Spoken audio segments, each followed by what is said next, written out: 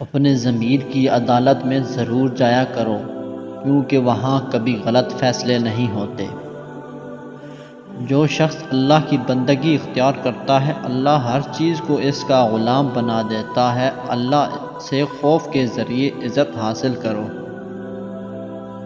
بڑا انسان وہ ہے جس کو محفل میں کوئی خود کو چھوٹا نہ سمجھے۔ اللہ عز و جل ہر مصیبت میں بہترین پناہ گاہ ہے اور ہر سختی میں بہترین سہارا ہے۔ مومن وہ نہیں جس کی محفل پاک ہو، بلکہ مومن وہ ہے جس کی تنہائی پاک ہو۔ کبھی بھی اپنی جسمانی طاقت اور دولت پر بھروسہ نہ کرنا، کیونکہ بیماری اور غربت آنے میں دیر نہیں لگتی۔ بہت سے مقامات پر خاموشی بہترین مددگار ہے، اگرچہ تم بہترین بولنے والے ہی کیوں نہ ہو۔ روزانہ کچھ وقت اپنی ماں کے ساتھ بیٹھ کر گزارو، کیونکہ کل قیامت کے روز یہ وقت تمہاری مغفرت کا ذریعہ بن جائے گا۔ ظالم کے خلاف جتنی دیر سے اٹھو گے اتنی ہی زیادہ قربانی دینی پڑے گی۔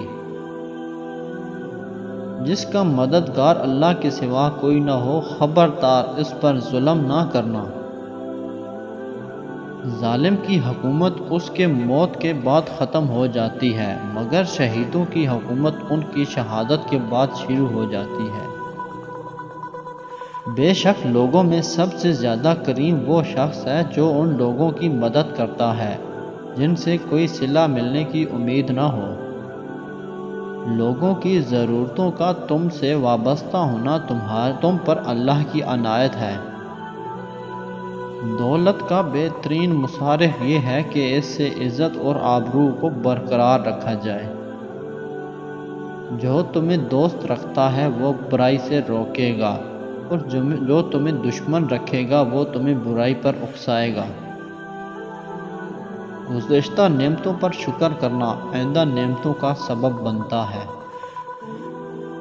لوگوں کا تمہارے پاس اپنی حاجتوں کے لے کر آنا یہ پروردگار عالم کی بہترین نعمتوں میں سے ایک نعمت ہے، لہٰذا اس نعمت سے غافل نہ رہو۔ کہیں ایسا نہ ہو کہ یہ نعمت تمہارے پاس سے پلٹ کر کسی اور کے پاس چلی جائے۔ بردباری انسان کی زینت ہے اور وعدے کو وفا کرنا جوان مردی کی علامت ہے۔ جو تم پر زیادہ تنقید کرتا ہے وہ تمہارا واقعی اور حقیقی دوست ہے، اور جو تمہاری تعریفیں کرتا ہے وہ گویا تمہارا دشمن ہے۔ اے بنی آدم، تھوڑا سا سوچو، غور کرو، یہ بتاؤ کہ دنیا پر حکومت کرنے والے بادشاہ حکمران کہاں ہیں جنہوں نے دنیا کی جگہوں کو آباد کیا؟ اس قوم کو کبھی فتح حاصل نہیں ہو سکتی جس نے اللہ کو ناراض کر کے مخلوق کی مرضی خرید لی۔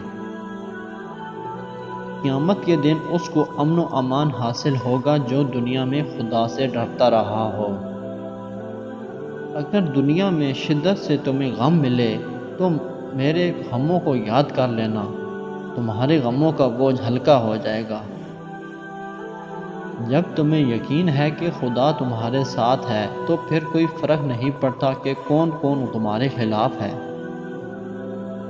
مجھے جنت سے زیادہ نماز عزیز ہے، کیونکہ جنت میری رضا ہے، نماز میرے رب کی رضا ہے۔ زندگی کا کوئی اعتبار نہیں، جس قدر ممکن ہو دوسروں کے کام آؤ۔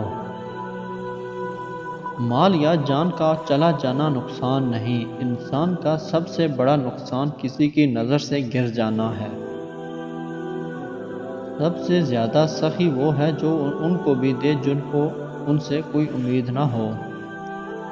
بے شک اللہ عز و جل تکبر کرنے والے کو پسند نہیں کرتا۔ صحیح ہونے کی راہ میں ثابت قدم اور ثابت قدم رہیں، یہاں تک کہ اگر آپ کا سفر درد اور چیلنجوں سے بھرا ہوا ہو۔ جب تمہیں کوئی تحفہ پیش کیا جائے تو تم اس سے بہتر تحفہ جواب میں دیا کرو۔